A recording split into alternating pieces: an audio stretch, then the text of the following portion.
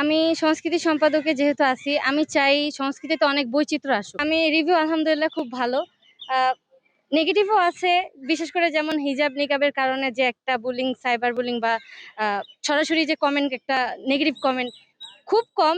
তে 90% ভালো positive review ছিল। আমি আমার প্রচারণা নিয়ে অনেক আশাবাদী যে হয়তো আমি পেরেছি সবার কাছে পৌঁছাতে, বা আমি আমার ইশতেহার তুলে ধরা, আমি কি করতে চাই স্টুডেন্টদের জন্য। আমার হল ভিত্তিক যে সাংস্কৃতিক কার্যক্রমগুলি হয় আমার কাছে মনে হয় খুবই সীমাবদ্ধ।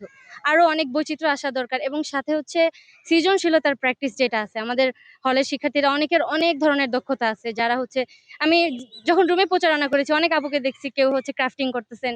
তো তাদের জন্য কাজ করার খুবই ইচ্ছা আমার, যে তাদের সৃজনশীলতাকে প্রমোট করা যায়। যেমন আমার ইশতেহারে আমি রেখেছি যে মাসে ১ দিন হচ্ছে একটা বিজনেস ফেয়ারের আয়োজন করব।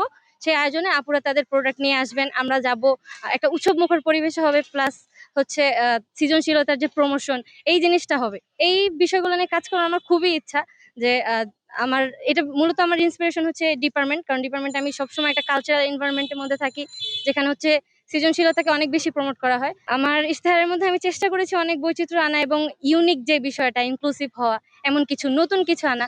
আমার কাছে অনেক ভালো রিভিউ পাইছি আমি। অনেক আপুরাই আমাকে এসে অনেকে পরামর্শও দিয়েছেন যে, "আপু, আপনার ইশতেহার খুবই আলাদা হয়েছে সবার থেকে।" কারণ সবাই দেখা যায় নির্দিষ্ট কিছু বিষয়ের কথাই বলে সংস্কৃতিতে। আপনারটা একটু ভিন্ন ছিল।